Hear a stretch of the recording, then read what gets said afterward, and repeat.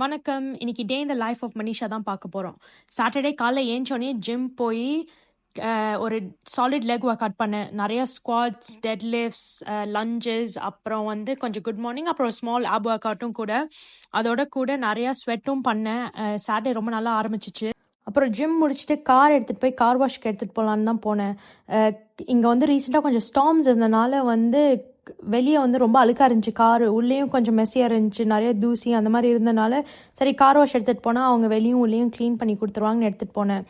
ஆக்சுவலாக இது வந்து நினச்சதோட கொஞ்சம் எக்ஸ்பென்சிவாக தான் இருந்துச்சு. 30 pounds வெளியும் உள்ளேயும் க்ளீன் பண்ணேன். ஆனாலும் பரவாயில்ல, சரி எனிவே பே பண்ணலாம். இந்தியன் ருபீஸ்க்கு வந்து ஒரு 3000 rupees வரும். எனிவே பண்ணிவிட்டு அப்புறம் ஒரு 4-5 மாதத்துக்கு அதுக்கப்புறம் க்ளீன் பண்ண மாட்டேன். ஸோ அதனால சரி ஓகே எனிவே ஒன் ஆஃப் தானே பண்ணிடுவோம். அப்புறம் நடுவில் நம்மளே க்ளீன் பண்ணிப்போம் அப்படின்னு சொல்லி எடுத்துகிட்டு போனேன். கார் வந்து பார்க்கவே நல்லா பலன்னு இருந்துச்சு, உள்ளேயும் வெளியும். அதெல்லாம் முடிச்சுட்டு கொஞ்சம் ஸ்மால் க்ரோசரி ஷாப்பிங் பண்ணிட்டு வீட்டுக்கு வந்துட்டு குளிச்சுட்டு ரெடி ஆகிட்டேன். எனிவே எவ்ரி சாட்டர்டே இப்போ கோயிலுக்கு போகலாம் அப்படின்னு நினச்சிட்டு இருந்தேன். எங்கள் சித்தி சொன்னாங்க எனக்கு வந்து சிம்ம ராசினால சனி தோஷம் இருக்குது, அதனால எனிவே எவ்ரி சாட்டர்டே கோயிலுக்கு போகிறது நல்லது. என் ஃப்ரெண்டு எனிவே விளக்கு பூஜை பண்ணுறதுனால வாங்க அப்படின்னு சொன்னாங்க. ஸோ அதுக்கும் போயிடலாம் அப்படின்னு சொல்லிட்டு தான் ரெடி ஆகிட்டு இருந்தேன். இந்தியாவில் எனக்கு சித்தி ஒரு ட்ரெஸ் வாங்கி கொடுத்தாங்க, அதை தான் போட்டுட்ருக்கேன். ட்ரெஸ் எப்பவுமே டைட்டாக தான் ஆகுது தவிர லூஸாகவே ஆக மாட்டேங்குது, ஏன்னு தெரில.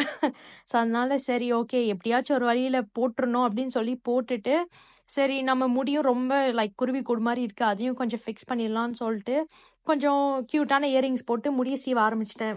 முடி வந்து உங்களுக்கு என்ன மாதிரி உங்களுக்கு ஒரு ரவுண்ட் ஃபேஸ் இருந்துச்சுன்னா நீங்கள் இந்த மாதிரி ஹாஃப் அப் டு போனீங்கன்னா ரொம்ப நல்லாயிருக்கும்.